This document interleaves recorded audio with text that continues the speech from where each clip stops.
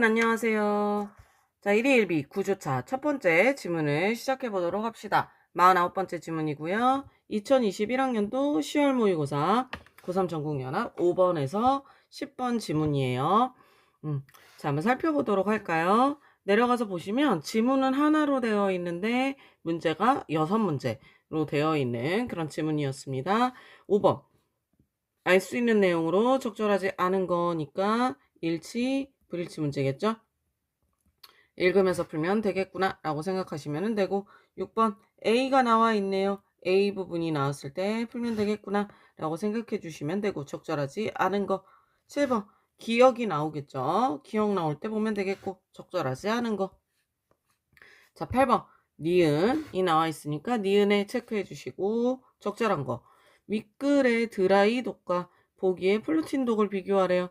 이거 보기 부분 나왔으니까 그냥 마지막에 풀면 되겠구나 라고 체크해 주시면 되겠고 10번 A라는 문맥상 의미가 나와 있죠. 이거는 어휘 문제니까 A가 나왔을 때 풀면 되겠구나 이렇게 체크하고 올라와서 이제 5번 문제를 확인하면서 풀면 되겠구나 라고 생각하고 올라와 보도록 합시다. 자, 선박의 진수라는 말이 나오죠. 맨 첫 번째 부분 문단 번호 매겨보시면 1문단이 되겠고 진수 작업 2문단 선박이 물에 잠길 부분 자 3문단 쭉 내려가서 이쪽에 오른쪽에 가니까 A 부분 나오는 게 4문단이 되네요. 그리고 선박의 배수량 5문단 한편 드라이독 6문단에서 총 6문단으로 이루어져 있구나 라는 것을 알 수가 있습니다. 여기 드라이독이라는 것이 네모박스가 되어 있었고 1문단을 쭉 읽고 나니까 자, 저 두 번째 줄 선박진수의 가장 보편적으로 사용되는 시설이 드라이독이다 라는 말이 나와 있죠. 이 말을 통해 5번에 2번 내용을 알 수가 있겠네요. 선박진수에 가장 보편적으로 사용되는 시설이 드라이독이다 라고 했고 5번에 2번 가서 보시면 드라이독은 선박진수에 사용되는 보편적인 시설이다. 맞는 설명이라는 것을 알 수가 있겠죠. 자, 이렇게 지울 수가 있네요. 그 다음에 쭉 내려와서 맨 마지막 부분 보니까 독 내부에서는 독 외부에서 제작된 선체 구조물을 조립하는 등 선박 건조가 이루어진다라고 했죠. 이 말을 통해 5번에 3번 내용을 알 수가 있었네요. 즉 드라이독의 독 내부에서는 선체 구조물을 조립하는 등의 선박 건조가 이루어진다라는 거죠. 자, 내려와서 5번에 3번 보니까 드라이독 내부에서는 선체 구조물을 조립하는 작업이 이루어진다라고 했네요. 맞는 설명이라는 것을 알 수가 있겠죠. 5번에 3번도 맞다라는 것을 알 수가 있네요. 자, 이제 이문단으로 내려와서 또 이제 쭉 읽으면서 확인을 해보니까 이문단의 두 번째 줄 보시면 독에 수문을 닫은 채 독 내부로 물을 채운다 라는 말이 나와 있어요. 이렇게 독 내부로 물을 채운다 라는 말이 나와 있고 그리고 여러분 위에 1문단에 보니까 이런 얘기가 나오죠. 독 내부에 물을 모두 퍼내서 독 내부가 육상과 같은 상태가 될 수 있다 라는 말도 나오죠. 그러니까 독 내부의 물을 모두 퍼낼 수도 있어요. 그리고 독의 수문을 닫아서 독 내부로 물을 채울 수도 있다 라는 것을 알 수가 있죠. 이렇게 독 내부의 물을 퍼낼 수도 있고 독 내부로 물을 채울 수도 있네요. 이 말을 통해서 우리 5번에 4번 내용을 알 수가 있겠네요. 자, 이렇게 보니까 5번에 4번 드라이독은 독 내부로 물을 채우고 독 외부로 물을 뺄 수 있다 라는 거. 자, 여기 보시면 여러분 독 내부의 물을 퍼낸다 라고 말했잖아요. 이 말은 무슨 말이에요? 반대로 말하면 독 외부로 물을 뺄 수 있다는 말이죠. 독 내부의 물을 퍼낸다라고 했으니까 어디로 가는 거예요? 그럼 독 외부로 물을 뺄 수 있다는 말이죠. 그래서 5번에 4번도 알 수 있겠네요. 자, 이렇게 볼 수 있겠죠. 5번에 4번도 지울 수가 있습니다.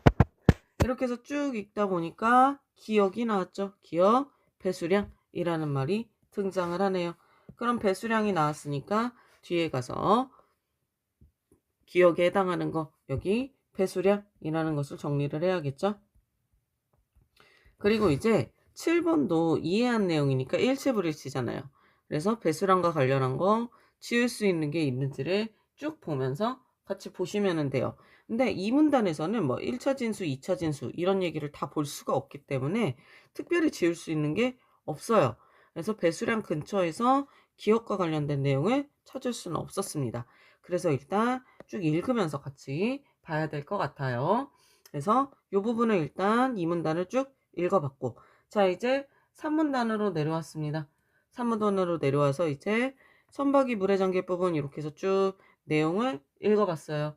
읽어봤더니 이 3문단에서 니은과 관련된 내용이 나오죠. 이제 맨 밑에 횡축이라고 하면서 여기 밑줄이 하나가 덜쳐졌네요.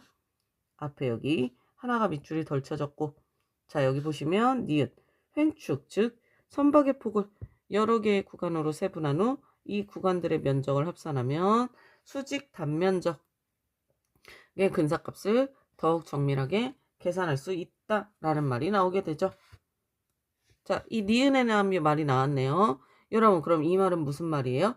지금 여기 있는 내용을 쭉 봤더니 그림에서 선박의 수직 단면적을 구하는 거예요. 그렇게 해서 구하는데, 자, 도형 A, B, C, F, D의 면적을 계산해요. 그러니까 이거는 어떻게 하는 거예요? A, B, C, F, D. 자, 이렇게 구하는 거죠. 이 면적을 구하는 거예요. 근데 이 면적을 구하기 위해서 계산하려고 사다리꼴 A, B, D, E랑 요만큼의 사다리꼴, 자 요걸 말하는 거죠. 이거와 사다리꼴 BDFE 요만큼이죠. BDFE 요거를 계산해서 합산하는 거예요. 이 두 개를 더한다는 거죠. 자 이렇게 더해도 돼요. 그런데 여러분 이렇게도 더할 수 있지만 어떻게 계산할 수도 있다라는 얘기냐면은, 이제는 이 두 개로 구분하는 게 아니라, 하지만 두 개로 구분된 구간을 이제는 가나다의 세 개 구간으로 나누어 계산하면 더 정밀한 근사값을 얻을 수 있다는 거예요. 그러니까 이제 가나다의 세 개로 나누는 거예요. 세 개로 나누면 어떻게 돼요? 요렇게 가. 자 이렇게 가로 나눠서 요 구간, 그리고 나로 나누면 이 구간이 되겠죠. 다로 나누면 요 구간이 돼요. 그래서 요 세 개를 이렇게 더한다 라는 거예요. 그래서 횡축, 즉 선박의 폭을 여러 개의 구간으로 세분해서 수직 단면적의 근사값을 계산하는 것을 말합니다. 그러니까 여러분 니은은 뭐예요? 이거는 가, 지금 나, 다로 세분해서 근사값을 구하는 것을 말해요. 이렇게 근사값을 구하는 것을 말하는 겁니다. 이렇게 세 개의 구간으로 나누면 더 정밀하게 구할 수 있다라고 해요. 여러분 이 차이점이 뭘까요? 두 개로 나누는 것과 세 개로 나누는 것의 차이. 자 어떻게 다를까요 여러분? 두 개로 나눴을 때는 어떻게 돼요? 자, 두 개로 나눴을 때는 이렇게 되죠. 이렇게 되죠. 자 이걸 구하는 거예요 여러분. 근데 세 개로 나눴을 때는 어떻게 돼요? 가를 어디서부터 어디까지가 구하는 거예요? 가가 여러분 이렇게 되죠. 나는 여기서부터 여기까지를 구하는 거죠. 자 이렇게 됩니다. 다는 이렇게 되죠. 그럼 여러분 더 정밀하게 구한다는 건 어떤 거예요? 지금 선생님이 노란색으로 체크한 부분, 자 여기죠. 이 윗부분, 이 윗부분만큼 요만큼 이 들뜬 부분 있죠. 요만큼을 더 구할 수 있다는 뜻이 되는 거죠. 그러니까 두 개의 구간으로 나눴을 때보다 세 개의 구간으로 나눴을 때 요 위에 노란색 부분만큼 이것을 더 정밀하게 근사값을 얻을 수 있다는 의미로 보면 되겠죠. 그럼 요걸 가지고 우리가 뒤에 있는 8번을 풀 수 있겠죠? 자, 곡면의 형태를 사다리꼴과 유사한 형태로 만들 수 있다? 아니겠죠? 곡면이 이루는 면적과 사다리꼴의 면적 차이를 줄일 수 있다. 맞죠, 여러분? 곡면이 이루는 면적과 사다리꼴의 면적 차이를 줄일 수 있죠. 더 근사하게 구할 수 있다는 얘기가, 세분화된 구간에서 곡면의 면적이 사다리꼴의 면적보다 작아져요? 그건 아니죠. 곡면의 면적이 작아지는 건 아니죠. 이건 아니고, 사다리꼴의 크기가 비슷해져 면적의 근사값을 계산할, 사다리꼴의 크기가 비슷해져서 면적의 근사값을 계산할 수 있다? 이거는 아니죠. 크기가 비슷해지는 건 아니고, 폭을 더 많이 세분할수록 사다리꼴의 면적을 구하는 계산이 쉬워진다? 이것도 아니겠죠. 자 이거죠 여러분. 곡면이 이루는 면적과 면적 차이를 줄일 수 있기 때문이겠죠. 세분화하는 이유. 8번의 답 2번이 되겠네요. 자 이렇게 세분화할수록 여기에 있는 이렇게 빈 공간을 더 많이 구할 수 있다라고 보시면 돼요. 8번이 제일 먼저 풀렸네요. 이렇게 풀어주시면 됩니다. 됐죠, 여러분? 이렇게 답을 구할 수가 있었네요. 자, 요걸 보고 나서 이제 또 4문단으로 넘어가 볼까요? 아직 이제 여러분 5번의 답이 정확하게 풀리지는 않았어요. 5번에 아직 1번, 5번도 남아있고 나머지 풀리지는 않았는데 4문단으로 넘어가니까 A 부분이죠. A 부분. A가 나왔네요. A와 관련된 문제 어디 있었어요? A와 관련된 문제 6문단에 있었죠. A를 바탕으로죠. 그러면은 이 A가 4문단에 해당하는 거잖아요. 그러면은 4문단을 읽고 나서 이제 이 6번 문제를 풀어주시면 되겠죠. 왜냐하면 4문단에 나오는 내용이 이 그래프 내용이 나올 거예요. 그 4문단을 읽고 나서 한번 6번을 해결하면 되겠구나 라고 생각하고, 물론 5번 문제에 관련한 것도 있는지 살펴봐야 되지만 4문단을 읽고 나서 6번도 해결해야겠구나 라고 생각하면서 이제 4문단을 읽어보는 거예요. 쭉 읽었어요. 읽고 났는데 5번을 풀 수 있는 내용이 없네요. 여전히. 그러면 4문단을 읽고 나서 이 보기 내용을 내려와서 보는 거예요. 자, 봤습니다. 가상의 홀수를 설정하고 물에 잠길 부분의 부피를 계산하기 위해 그린 수직 단면적 곡선이래요. 이렇게 단면적을 그렸습니다. 그럼 한번 봅시다. 각 구역의 단면적 곡선은 물에 잠긴 해당 구역의 실제 단면적을 정확히 반영하지는 못하겠군 이라고 했네요. 그럴까요? 자, 이거 어디에 나와 있어요, 여러분? 여기 보면은 6문단에 얘도 뭘 사용해요? 심프슨 공식을 사용한다고 했죠.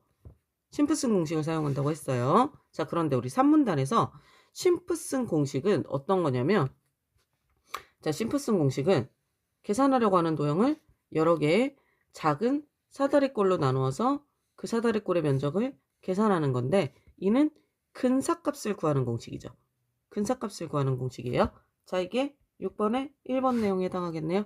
근사값을 구한다는 말은 정확히 구한다 라는 뜻은 아니죠. 심프슨 공식을 사용해요. 그럼 이건 근사값을 구하는 공식이죠. 그런데 여러분, 자, 여기 A 부분에서도 심프슨 공식을 사용한다고 했어요. 그러면은 아래에 있는 거 정확히 반영하지는 못하겠군? 맞는 설명이 되겠죠? 6번에 1번 지울 수가 있네요. 자, 2번. 선박구역을 더 여러 개로 분할하면 물에 잠길 부분의 부피를 실제와 더욱 가깝게 구할 수 있겠군. 우리 여러분 여기 8번에서 했던 거랑 똑같은 거겠죠? 더 여러 개로 분할하면 물에 잠길 부피를 더욱 가깝게 구할 수 있습니다. 자, 이 부분이라고 생각하시면 돼요. 우리가 8번에서 본 거. 자, 2개의 구간을 3개의 구간으로 나누어 계산하면 더 정밀한 근사값을 얻을 수 있다. 이 부분에 해당해요. 이게 6번의 2번의 근거가 됩니다. 2개를 3개로 나누면 더 정밀한 근사값을 얻을 수가 있다는 거. 그래서 2번도 맞는 설명이 돼요. 단면적 곡선과 수평축, 수직축으로 둘러싸인 면적을 통해 구역 1에서 7. 자, 구역 1에서 7까지죠. 이게 물에 잠길 부분의 부피를 추정할 수 있을까요?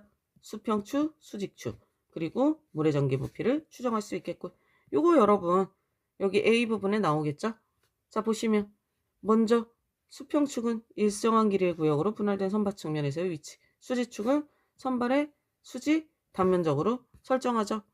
그리고 이렇게 해서 심프슨 공식을 이용해 이 곡선 내부의 면적을 구하면 선박의 부피를 추정할 수 있다 라고 나와 있죠. 자, 이 말을 통해 6번에 3번 알 수 있겠네요. 수평축, 수직축 이걸 통해 심프슨 공식을 이용해요. 이렇게 하면 어떻게 된다? 각각의 점을 연결하고 하면 부피를 추정할 수 있게 되겠죠. 자, 그럼 6번에 3번 부피를 추정할 수 있겠군. 맞는 설명이 되겠죠. 구역 1에서 3은 단면적이 일정해요. 자, 1에서 3 여기까지 단면적이 일정하죠. 쭉 단면적이 일정합니다. 단면적이 일정한 것으로 보아 해당 구역의 물에 잠길 부분의 형태가 직육면체이다. 그럴까요, 여러분? 단면적이 일정한 거 맞는 설명이에요. 그런데 형태가 직육면체라는 설명은 없습니다. A 부분에 이런 설명은 없어요. 직육면체가 어디에 나오냐면 이게 여러분 그 드라이독이에요. 드라이독이 직육면체 모양이라는 얘기가 있거든요. 거기서 한번 직육면체라는 말이 나오기는 하는데 이게 선박의 모양이 직육면체라는 건 아니에요. 선박을 건조하는 시설인 드라이독이 직육면체이긴 하지만 선박의 모양이 직육면체이다 이런 설명은 없습니다. 그래서 얘가 틀렸어요. 자, 5번 봅시다. 5에서 7이 급격한 단면적 변화가 있죠. 자, 여기 부분 말하는 거예요. 5에서 7에 급격한 단면적 변화가 나타나는 것을 보아 해당 구역은 선박의 선수나 선미 부분에 해당하겠군. 자, 그대로 찾아주시면 되겠죠. 여기 보시면은 어디 있을까요? 특히 선수와 선미 부분에서는 변화폭이 크므로 나오죠. 여기 6번에 5번 내용이 되겠네요. 선수와 선미 부분은 변화폭이 크다. 그러면은 선박의 선미 부분에 해당한다. 단면적 변화가 나타나니까. 맞는 설명이 되겠죠? 자, 이렇게 3문단을 보면서 6번이 또 먼저 풀렸네요. 8번이 풀렸고 6번이 그 다음에 풀렸죠? 이렇게 풀 수 있다는 것을 알 수가 있습니다. 자, 얘네들이 풀렸네요, 여러분. 됐죠? 그리고 아직 기억 주변에 있는 7번이 남아 있었어요. 그리고 5번 아직 안 풀렸습니다. 자, 그래서 5문단의 내용도 일단 쭉 읽어봤어요. 5문단의 내용을 일단 쭉 읽었는데 아직 5번의 근거가 될 수 있는 내용은 없었고요. 자, 6문단. 6문단의 내용을 쭉 읽어봤습니다. 그랬더니 여기에 6문단에 이 부분이 나오네요. 물을 빼내서 동 내부가 육상과 같은 상태가 되면 수리와 점검을 실시한대요. 그리고 작업이 종료된 선박을 다시 진수의 과정을 거친다라는 말이 나오죠. 자, 드디어 5번의 내용이 나왔네요. 수리와 점검을 실시하는데 수리와 점검이 끝나면 어떻게 한다고요? 다시 진수의 과정을 거친다 라는 말이 나왔죠. 그럼 5번에 5번. 수리를 마친 선박은 다시 운영할 때 진수의 과정이 생략되나요? 그렇지 않죠. 여기 보니까 다시 진수의 과정을 거친다 라고 했네요. 아, 드디어 답이 나왔네요. 5번의 답이 5번이라는 것을 알 수 있죠. 자, 이렇게 알 수가 있었습니다. 여러분 여기 보시면 드라이독이요. 5번에 1번 선생님이 체크를 안 해뒀네요. 드라이독이 계속 물에 떠 있는 상태에서 작업을 하거든요. 여기 보면은 어디에 나오냐면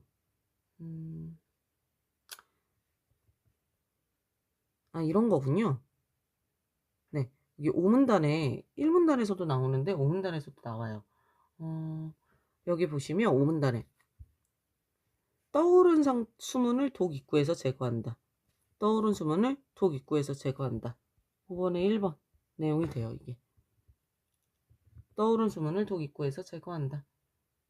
이런 말이 있고요.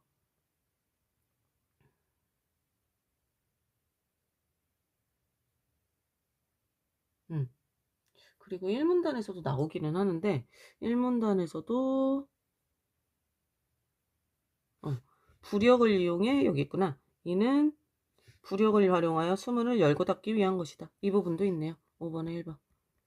근데 여기서 부력을 활용해 수문을 열고 닫는다 라는 말이 정확하게 수문을 제거한다는 건지가 좀 명확하지 않았거든요.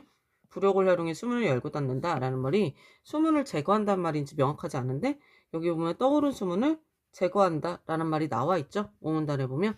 그래서 드라이독에서 부력을 이용해 수문을 제거한다 라는 것을 여기 5문단에서 마지막에 보면은 명확하게 나오기는 해요. 그런데 이제 요거는 조금 패스하면서 선생님은 넘어갔었고요. 5번이 확실하게 나와 있어서 5번으로 그냥 답을 했습니다. 그래서 1번의 내용은 1문단의 내용을 통해 그냥 맞나보다 하고 넘어가긴 했는데 나중에 보니까 5문단 끝에 내용이 나와 있기는 했었어요. 그래서 이렇게 여러분한테 설명하기 위해 그냥 찾아준 거고요. 그냥 사실은 그냥 패스하고 넘어간 내용이기는 합니다. 자, 이렇게 봤고요. 일단 마지막까지 보면서 이렇게 했고 A가 나왔으니까 A를 먼저 봅시다. 자, 여기서 선박은 과정을 거친다 라는 말이 나오죠. 선박은 과정을 거친다 라고 했으니까 10번에서 A 선박이 과정을 거치다 라는 건데 이때 목적어가 반드시 필요하죠. 그리고 이 거치다 라는 게 어떤 단계를 밟다의 의미를 가지죠. 절차를 밟다, 단계를 밟다의 의미를 가지네요. 어떠한 단계를 밟다, 코스를 거치다 이런 식의 의미를 가지잖아요. 그럼 일단 목적어를 봤어요. 엄격한 신입사원들은 단계를 거치다. 벌써 단계를 밟다. 얘 여기에 나와 있는 것 같죠? 할머니께서는 대구를 거치다. 여기도 있고. 돌멩이가 거치다. 여기는 목적어 없고. 우리는 사무실을 거치다. 회장이 되자 더 이상 거치다. 여기도 목적어가 없네요. 근데 단계를 밟다인데 할머니께서는 대구를 밟다. 아니고 우리는 사무실을 밟다. 안 되겠죠, 여러분? 지우고 났더니 신입사원들이 엄격한 선반 단계를 밟다. 요게 맞겠네요. 그래서 1번이 답이 됩니다. 이렇게 해서 비슷한 거 1번으로 유사한 걸로 바꾸고 나니까 알 수가 있었죠. 자, 이렇게 하면 되고 7번에 여러분 이 배수량과 관련한 거를 선생님은 사실 기억 부분을 보면서 이 문단에 보면 배수량 근처에 배수량이 뭔지 설명이 좀 되어 있어요. 그래서 요걸 낙서를 좀 해주기는 했거든요. 그래서 여기 보시면 배수량에 대해서 이렇게 말해요. 선박의 배수량은 선박 자체의 무게와 화물 연료 등의 무게를 합한 것이다 라는 부분이 나오고, 선박의 물에 잠긴 부분의 부피와 그리고 밀어낸 물의 단위당 부피의 무게를 곱한 값이다 라는 이야기가 나오죠. 그래서 이거를 그냥 저기다가 뒤에다가 낙서하듯이 써줬습니다. 그래서 이 말이 좀 도움이 될 것 같았거든요. 그리고 여기서 또 어떤 말이 나오냐면 흘수를 알기 위해서는 선박의 물에 잠기게 될 부분의 부피를 계산해야 한다라는 말이 나와요. 그럼 이 말은 뭐예요? 흘수가 뭐랑 관련이 있다는 거예요? 흘수는 선박의 물에 잠기게 될 부분의 부피와 관련이 있다는 거죠. 흘수가 선박의 물에 잠기게 될 부분의 부피와 관련이 있다라는 것을 우리가 생각을 해야 돼요. 그래서 요걸 생각하면서 일단 정확하게는 나오지 않지만 여기서 배수량에 대해서 그리고 여기 또 그 얘기가 있군요. 부력의 크기에 대한 얘기가 있었어요. 부력의 크기는 배수량을 의미한다 라는 말. 여기 또 있죠. 부력의 크기. 부력의 크기가 배수량을 의미한다 라고 말했으니까 이런 얘기들을 좀 체크를 해줬습니다. 그래서 배수량은 즉 부력의 크기와 같고, 그리고 이때 배수량은 뭐다? 물에 잠긴 부분의 부피.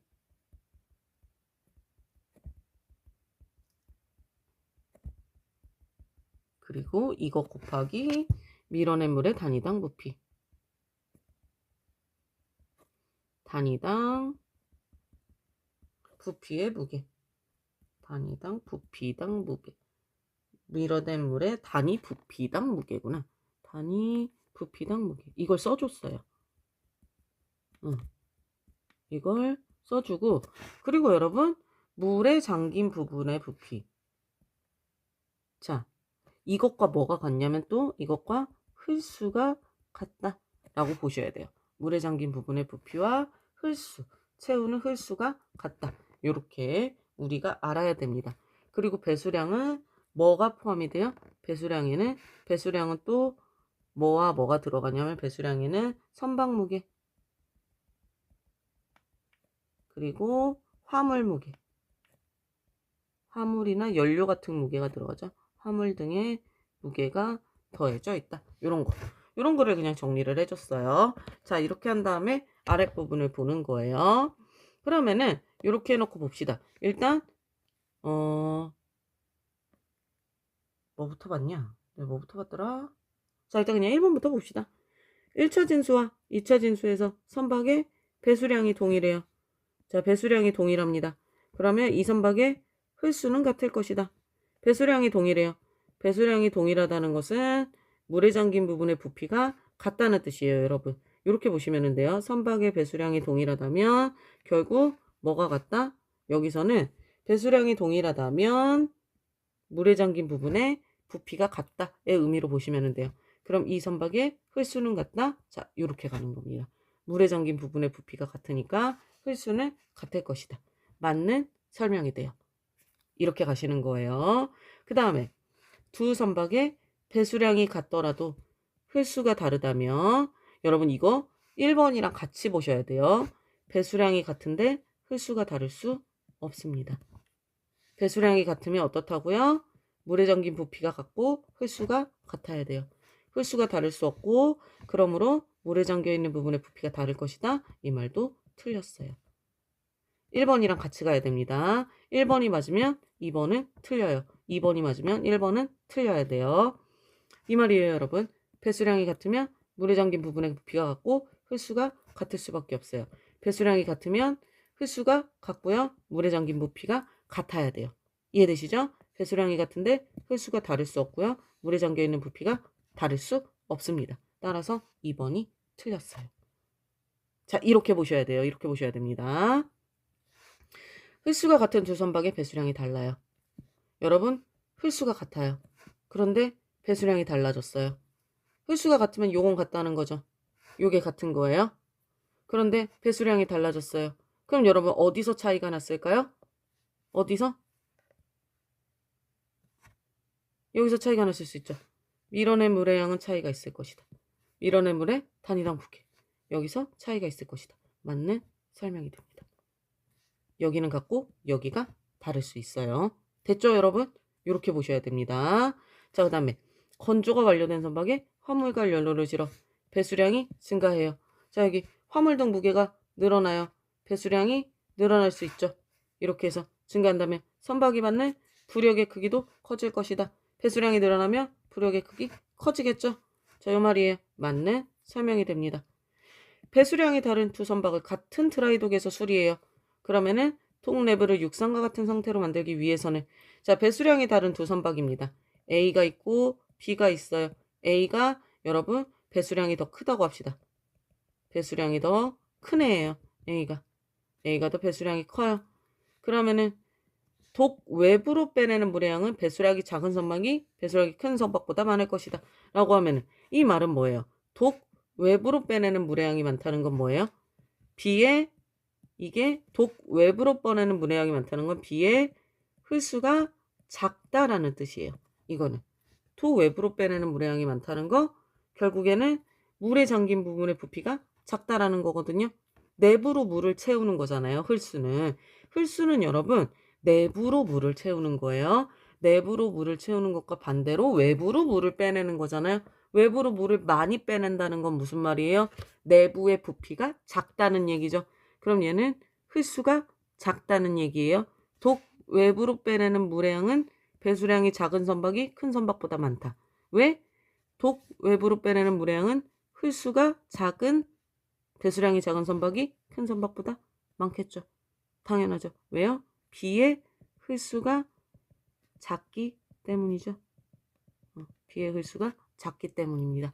맞는 설명이 돼요. 요거 헷갈리시면 안 돼요. 물을 빼내는 거니까 내부로 채우는 양이 더 이렇게 내부로 채우는 거는 더 작다라고 보시면 되는 거죠. 그래서 5번도 지울 수가 있습니다. 이렇게 해서 2번이 답이에요. 1, 2번을 같이 가져가면 요것만 잘 써놓으시면 헷갈리지는 않을 수 있는 문제인데 7번 조금 난해하긴 했어요. 선생님도 풀 때. 그래서 이렇게 풀어주시면 됩니다. 자, 이제 됐고 4번 풀렸고, 4번이 아니라 5번부터 5번, 6번, 7번 됐고, 이제 8번 됐고 9번 남았네요. 9번 남았고 10번도 됐죠. 우리 이제 9번만 풀어볼까요? 자, 9번 보면 드라이독과 플로팅독을 비교해라 라고 했네요. 근데 여러분 이것만 보시면 돼요. 플로팅독은 수상에서 운영하는 독이라고 하죠. 플로팅이라는 말 자체가 왠지 떠있다 라는 의미로 보시면 되죠. 그래서 쭉 보시면은 얘는 선박 구조에 필요한 구조물을 이동시켜서 선박을 건조한다 라고 하죠. 자, 이 부분에 주목해서 보시면 될 것 같아요. 수상에서 운영하는 독이고 선박 건조에 필요한 구조물을 이동시켜서 건조한다. 뭐 이런 말들을 가지고 보면 됩니다. 그러면 드라이독은 플로팅독에 비해 선박 건조 과정에서 높은 파도와 같은 해상 조건의 영향을 더 많이 받을까요? 여기 보면 여러분 플로팅독에 대한 설명이죠. 플로팅독은 기후 등의 제약을 받는다 라고 했죠. 그러므로 플로팅독이 파도와 같은 해상 조건의 영향을 더 많이 받겠죠. 드라이독은 이라는 말이 틀렸죠. 지금 적절한 거 고르는 거죠. 그래서 1번이 틀렸다 라는 거 알 수 있고, 드라이독은 플로팅독에 비해 배수량이 큰 대형 선박을 진수하는데 적합하지 않을까요? 여러분 위에 보면 우리 이런 말 나오죠. 여기 보면 화물 등 무게가 있는 거 계속 진수하잖아요. 그래서 선생님은 왠지 아닐 것 같은데? 라는 생각을 했어요. 정확하게 나와 있지는 않지만 큰 대형 선박을 진수하는데 적합하지 않다는 말이 없거든요. 이거는 본문에 언급이 없어요. 그래서 이건 아닐 것 같은데? 라고 생각하면서 다른 게 더 정확한 게 있겠지? 라고 생각하면서 그냥 넘겼습니다. 3번. 플로팅 독은 드라이 독과 달리 선박 건조가 완료된 후 선박을 진수하는 위치를 이동시킬 수 있겠군. 여러분 여기 보세요. 수상에서 운용하는 독이죠. 선박 건조에 필요한 구조물을 이동시킨다라는 말 나오죠. 그러면 이 말을 통해 연결할 수 있지 않아요? 이동시킨다라고 나왔으니까. 선박 건조가 완료된 후 플로팅 독이잖아요. 떠다니는 애잖아요. 선박을 진수하는 위치를 이동시킬 수 있겠군. 가능해 보이지 않아요? 수상에서 운영하고 이동시킬 수 있는 애니까 이동시킬 수 있겠군. 이게 맞는 내용이겠네요. 플로팅 독은 드라이 독과 달리 건조나 수리의 과정을 육상과 같은 환경에서 여러분 우리 드라이 독도 어떻게 했어요? 육상과 같은 환경에서 진행됐죠? 그래서 달리가 아니라 모두가 됩니다. 이거는 모두 육상과 같은 환경에서 진행한다 라고 볼 수 있고 플로팅 독은 드라이 독과 달리 독 내부와 외부를 차단하는 과정이 필요하다. 여러분 이거 드라이 독에서 우리 독 내부와 외부를 차단하는 과정이 필요했죠? 그래서 플로팅 독은 이라는 설명이 틀렸네요. 자 그러면은 위에 나온 말로 통해 수상에서 운영하는 도 필요한 구조물을 이동시켜서 건조한다 라고 했으니까 건조가 완료된 후 이동시킬 수 있겠군 이라는 3번 설명이 맞다 라는 것을 알 수가 있네요. 이렇게 해서 9번도 풀 수가 있었습니다. 자 10번까지 모두 풀렸어요. 여러분 2021년은 지금 문제가 6개가 나왔는데 5번부터 10번까지로 구성이 되어 있죠. 그리고 지문은 1개예요. 조금 구성이 특이하잖아요. 그러니까 2021년 같은 경우는 지금 화법과 작문이랑 엄매로 나눠지기 이전 문제라고 생각하시면 돼요. 그러니까 이때는 45문제였는데 어떤 식으로 구성이 되어 있었냐면 이때는 화작 무조건 5문제, 그 다음에 문법 화작이 5문제, 문법이 5문제, 화작이 10문제, 문법이 5문제 이렇게 무조건 나오고 그 다음에 여기서 비문학이 15문제, 문학이 15문제 이렇게 무조건 나오던 시절이거든요. 요 구조로 무조건 나오던 시절이에요. 그래서 45문제가 고정돼서 나오던 시절이라 요게 이제 구조가 예전에 여러분 2022년부터 여러분이 풀었던 거랑은 구조가 조금 달라요. 그래서 한 지문에서 6문제가 나오는 이런 경우가 등장을 합니다. 근데 2021년 거는 좀 특이하게도 6문제, 5문제 구성이 되어 있더라고요. 그럼 총 17문제거든요. 그래서 이런 식으로 구성이 되어 있고 한 지문에서 6문제가 나오는 이런 경우도 있었습니다. 그래서 이제 대신에 뭐 기역, 니은, A 이런 식으로 지문을 많이 쪼개서 나오고 지문이 6개 이제 문단으로 이루어지는 이런 형태도 있을 수가 있죠. 그러니까 여러분 다양한 지문, 그러니까 좀 오래된 지문이지만 올드에서 볼 필요가 없어 라고 생각하시면 안 되고요. 다양한 지문에 계속 익숙해진다 라고 생각하면서 이 정도의 유형까지는 살펴봐 주시면 조금 좋을 것 같아요. 자, 우리 이제 마지막 주에 첫 번째 지문도 살펴봤습니다. 이제 앞으로 5개의 지문이 더 남았죠? 조금만 더 힘내서 내일도 즐겁게 다시 만나도록 해요. 여러분 수고하셨습니다.